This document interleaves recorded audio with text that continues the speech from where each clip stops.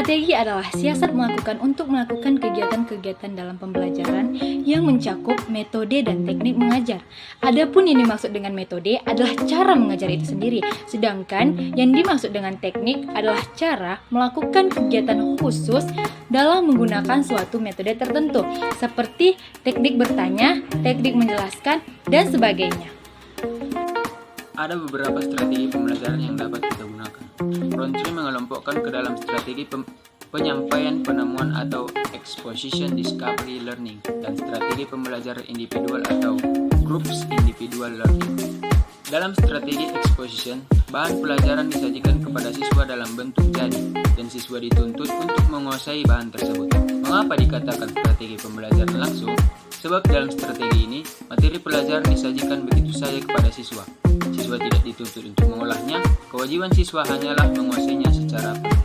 Dengan demikian, dalam strategi expository, guru berfungsi sebagai penyampai informasi. Berbeda dengan strategi discovery, dalam strategi ini bahan pelajaran dicari dan ditemukan sendiri oleh siswa dalam berbagai aktivitas, sehingga tugas guru lebih banyak sebagai fasilitator dan pembimbing bagi siswanya.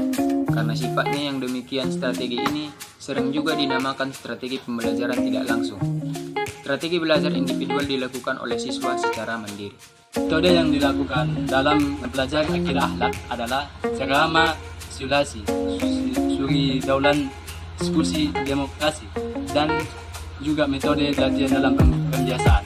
Metode yang dilakukan dalam mempelajari akidah akhlak adalah serama simulasi, suri daulan, diskusi, demokrasi, dan juga metode latihan dalam pembiasaan. Kemudian, metode simulasi, contoh suri tauladan, adalah metode yang sangat dapat dalam pembelajaran akidah akhlak ini. Karena walaupun bagaimana akidah akhlak, kita sebagai seorang pendidik. Lanjut, metode diskusi adalah percakapan ilmiah yang berisi pertukaran pendapat mengenai bahan pengajaran yang diberikan guru kepada siswa untuk mengumpulkan pendapat serta membuat kesimpulan guna memecahkan suatu masalah. Metode diskusi ini bermaksud untuk menumpang sejumlah pendapat kemudian memecahkan masalah yang sedang dihadapi dengan beberapa pendapat dari anggota kelompok diskusi. Lanjut, metode demonstrasi adalah metode mengajar dengan menggunakan peragaan untuk memperjelas suatu penelitian atau untuk memperlihatkan bagaimana perjalanannya suatu proses terbentukan terjadinya suatu yang sedang dipelajari siswa. Pada metode demonstrasi, pelatihan dituntut untuk memiliki kemampuan. Lebih dari itu, di sini pelatihan akan menjadi contoh yang akan ditiru oleh siswa. Lanjut, metode latihan atau drill merupakan penanaman kebiasaan tertentu guna memperoleh keterampilan, ketangkasan, kesempatan, serta ketepatan. Pada metode ini siswa harus ikut serta dalam proses pembelajaran karena proses keberhasilan pembelajaran dengan menggunakan metode latihan akan mendapatkan hasil yang tidak terduga, sebab setiap latihan demi latihan yang dilakukan oleh siswa akan semakin berkembang dari waktu ke waktu.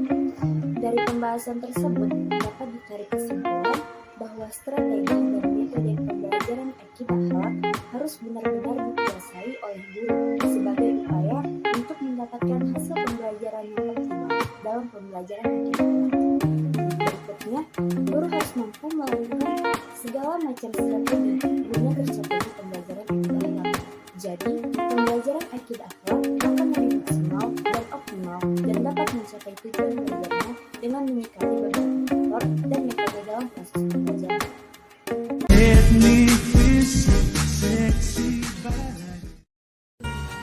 Kami dari PAI 1 semester 4 Keempat, Mengucapkan selamat Assalamualaikum warahmatullahi wabarakatuh.